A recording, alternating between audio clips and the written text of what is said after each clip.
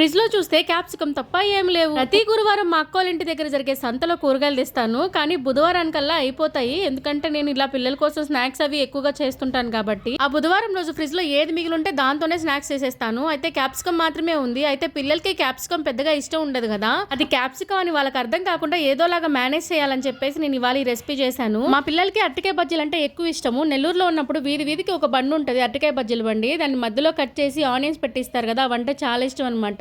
వీటితోటి అలా ట్రై చేద్దామని చెప్పేసి నేనైతే ఇలా ట్రై చేశాను. అయితే క్యాప్సికమ్ పచ్చిమిర్చి లాగా ఆయిల్లో వేస్తే పేలుతుంది కదా, అందుకని ఖచ్చితంగా కత్తితోటి అలా ఘాట్లు పెట్టుకోవాలి, లేదంటే పేలే అవకాశం ఉంటుంది. ఈ క్యాప్సికము మొత్తానికి పిండిలో ముంచి ఇలా వేసేసుకున్న తర్వాత మధ్యలో కట్ చేసేసి వీళ్ళకి క్యాప్సికమ్ అనేది అర్థం కాకుండా ఇట్లా అంతా తీసేసి దాంట్లో ఉన్న గింజలన్నీ, ఈ బజ్జీలు ఏ బజ్జీలు అని అర్థం కాకుండా మంచి స్టఫింగ్ అయితే ఇచ్చేసాను. ఈ స్టఫింగ్ వల్ల మనకి ఏ బజ్జీ అనేది అర్థం కాదు, టేస్ట్ మాత్రం అదిరిపోతుంది. ఒక పీస్ తిన్న వాళ్ళు ఎవరైనా సరే అద్భుత అనాల్సిందే. స్టఫింగ్ కోసము ఉప్పు, కారం, గరం మసాలా, ధనియాల పొడి, కొత్తిమీర, క్యారెట్, ఆనియన్స్ సన్నగా కట్ చేసి వేసుకున్నాను.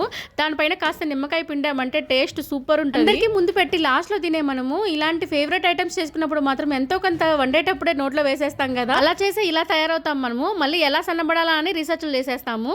మీరు అంతేనా? అంతే అయితే మీతో నెల్లూరు అమ్మాయిని లైక్ చేసి సబ్స్క్రైబ్ చేసేస్తారు కదా.